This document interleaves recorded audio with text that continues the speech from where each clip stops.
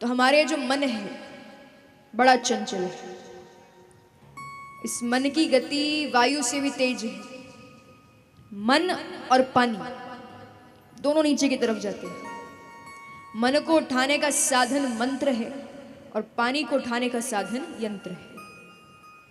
ये मन हर तरफ मुड़ता है, पर जैसे ही बात भगवान की आएगी महाराज, ये मन बहुत सोचेगा, बहुत विचार करेगा, हर तरफ मुड़ेगा। लेकिन जैसे ही भक्ति की बात आई, पूजा पाठ की बात आई, तो ये मन बहुत सोचता है। जब आप कथा सुनने बैठे होंगे तो पहले बहुत सोचा होगा, बहुत विचार किया होगा आपके मन में कि कथा सुनने जाएं नहीं जाएं, कथा सुने नहीं सुने। तो ये मन बड़ा चंचल है, हर तरफ मुड़ेगा। पर जैसे ही बात भक्ति की आएगी, बहुत सोचेगा, बहुत विचार करेगा। तो आपको अपने इस मन को समझा कर रखना पड़ेगा, अपने इस मन को बार बार धिक्कारना पड़ेगा, समझाना पड़ेगा कि आपको कथा सुनना है, श्रवण करना है। देखिए सिर्फ ये कथा नहीं, जितनी भी कथाएं हो सकता है उतना श्रवण कीजिए। जितनी अधिक कथाएं आप सुने आपके लिए उतना अच्छा है, क्योंकि भगवान ने भी कहा है कि मेरी कथाओं को सुनो, श्रवण करो।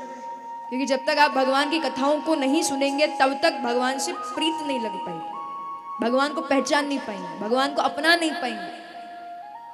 तो इसीलिए पहले आवश्यक है कि आप भगवान को पहचानें। और वो कैसे होगा? भगवान की कथाओं को सुनने से, श्रवण करने से। देखिए हर व्यक्ति चाहता है कि भगवान का सानिध्य मिले, कम से कम जीवन में एक बार भगवान के दर्शन हो, है ना? सभी चाहते। अब ऐसा तो है नहीं आप धार्मिक नहीं हो, भगवान में विश्वास नहीं रखते हो, हम तो धार्मिक भी हैं। यदि आप धार्मिक नहीं होते तो यहां बैठकर के कथा नहीं सुन रहे होते। धार्मिक तो है पर भगवान नहीं मिल रहे। क्यों? पूजा पाठ भी कर रहे, भक्ति भी कर रहे। अब ऐसा तो है नहीं कि भगवान ने किसी को दर्शन ही ना दिए हो। कितने सारे भक्त हुए, संत हुए, महात्मा हुए जिन्होंने भगवान के दर्शन किए। तो उन्होंने ऐसा क्या किया जो हम नहीं कर पा रहे? महाराज, हम जब भक्ति करते हैं, भगवान के नाम का स्मरण करते हैं, सुमिरन करते हैं, तो कामना के साथ करते हैं, छल कपट के साथ करते हैं। जब तक आपके मन में ये काम, क्रोध, मद, लोभ, मोह, ईर्ष्या, प्रतिस्पर्धा, ये सब जब तक आपके मन में रहेंगे तब तक भगवान नहीं मिल सकते। इन शत्रुओं को समाप्त करना बहुत आवश्यक है। और वो कैसे होगा? इस कथा को सुनने से। इस श्रीमद् भागवत महापुराण को सुनना, श्रवण करना, मतलब भगवान के प्रति एक कदम और आगे बढ़ाना। अब जैसे हमें हमारे मकान की दूसरी मंजिल पर जाना है तो सीढ़ियों का प्रयोग करना पड़ता है। तो ऐसे ही ये श्रीमद् भागवत महापुराण एक तरह से सीढ़ियां हैं भगवान के नजदीक पहुंचाने के लिए। और देखिए कब्जा उस ही मकान पर होता है जो खाली होता है। पहले ये देह रूपी भवन खाली करना बहुत आवश्यक है। जब तक इस देह रूपी भवन में ये शत्रु बैठे रहेंगे तब तक आपको भगवान नहीं मिलेंगे।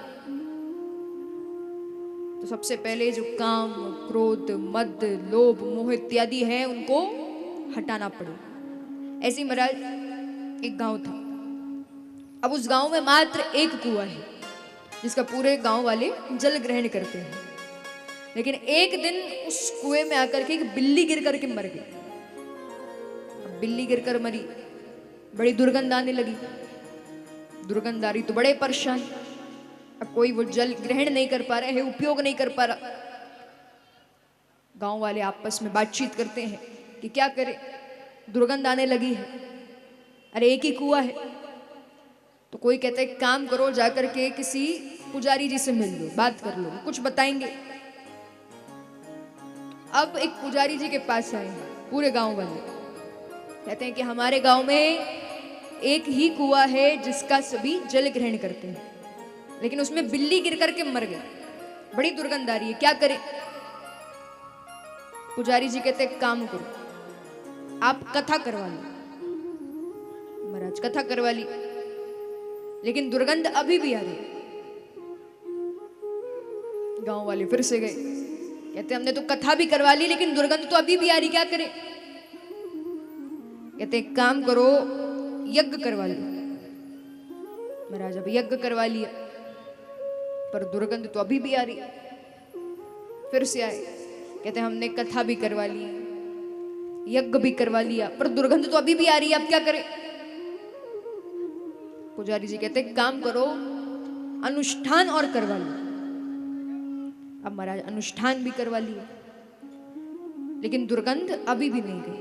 कथा, यज्ञ, अनुष्ठान सब कुछ करवा लिया, लेकिन दुर्गंध अभी भी आ रही है। तो गांव वाले सोचते इतना कुछ करवा लिया है, अब एक काम करते हैं, इससे अच्छा एक नया कुआं खुदवा लेते हैं, क्योंकि इतना समय व्यतीत हो गया, दुर्गंध जाना होती तो अभी तक जा चुकी होती। तो अब एक नया कुआं खुदने की तैयारियां चलती हैं। उतना में एक संत का आना हुआ।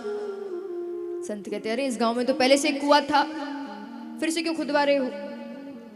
गांव वाले कहते वो क्या हुआ ना कि एक दिन इस कुएं में बिल्ली गिर करके मर गई, बड़ी दुर्गंध आने लगी। तो हम एक पुजारी जी के पास गए, उनसे पूछा क्या करें, दुर्गंध कैसे जाएगी? तो उन्होंने कहा कथा करवा लो, यज्ञ करवा लो, अनुष्ठान करवा लो। हमने सब करवा लिया, पर दुर्गंध नहीं गई। संत कहते एक बात बताओ, तुमने ये सब तो करवाया, लेकिन इन सब के चक्कर में वो जो बिल्ली गिर करके मरी थी उसको बाहर निकाला कि नहीं?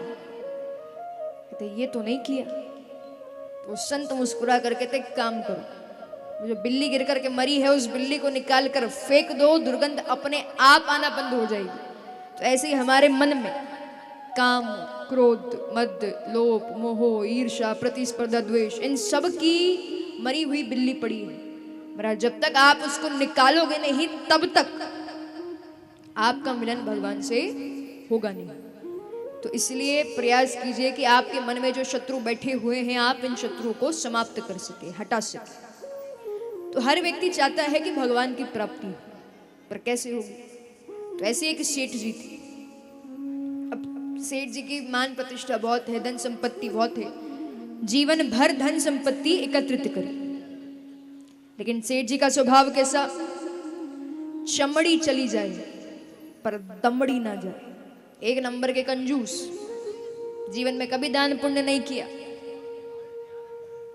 तो अब बुढ़ापा आ चुका, बच्चे कहते हैं कि पिताजी बुजुर्ग हो गए हो, थोड़ा दान कर लो, पुण्य कमा लो, कुछ तो कर लो, अरे बुढ़ापा आ चुका है। सेठ जी कहते कोई बात नहीं, घर वाले हैं, घर वाले तो कुछ भी कहते रहते। पर महाराज अब हाल ये है कि आस पड़ोस वाले, जान पहचान वाले भी कहने लगे कि सेठ जी बुढ़ापा आ गया है, शुरू से देखते आए आज तक आपने कभी दान नहीं किया, अरे थोड़ा दान कर लो, पुण्य कमा लो, आगे चल के काम आएगा। अब सेठ जी सोचते कि घर वाले तो घर वाले, बाहर वाले भी कहने लगे, तो लगता है कि अब सम्मान पर बात आ गई, दान अब करना पड़ेगा। सेठ जी कहते हैं ठीक है, इतना कह रहे हो तो दान कर देते हैं। अब महाराज सेठ जी जाते हैं अपने कक्ष में, संदूक खोला। अब जैसे उस संदूक को खोला तो उसमें से एक चांदी के सिक्के को निकाले। उस सिक्के को देखकर कहते हैं देखो मित्र, तुम्हें छोड़ने का मन तो बिल्कुल नहीं है, पर क्या करूं, मेरे घर वाले नहीं मान रहे, तो ना चाहते हुए भी तुम्हें दान में देना पड़ेगा। अब महाराज उस सिक्के को किया मुट्ठी में बंद और सीधे पहुंच गए हनुमान जी के मंदिर में। मंगलवार का दिन, अब बड़ी लंबी लाइन लगी।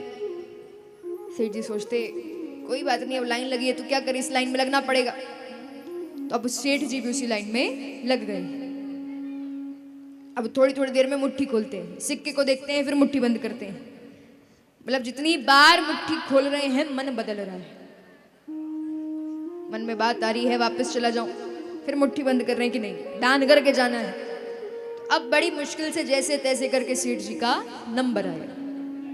तो जैसे ही सेठ जी का नंबर आया, महाराज वो जो सिक्का है वो पसीने में पूरी तरह से भीग चुका था, क्योंकि मुट्ठी में बंद था। तो जैसे ही मुट्ठी खोली, वो सिक्का पसीने में भीगा हुआ था। उस सिक्के को उठाया, देख कर कहते वाह मित्र, तुम्हारी मित्रता को मैं मान गया, तुम रो मत, मैं तुम्हें दान में नहीं दूंगा। अब रखा जेब में, घर वापस आ गए। सेठ जी समझ गए कि दान पुण्य हमारे बस की बात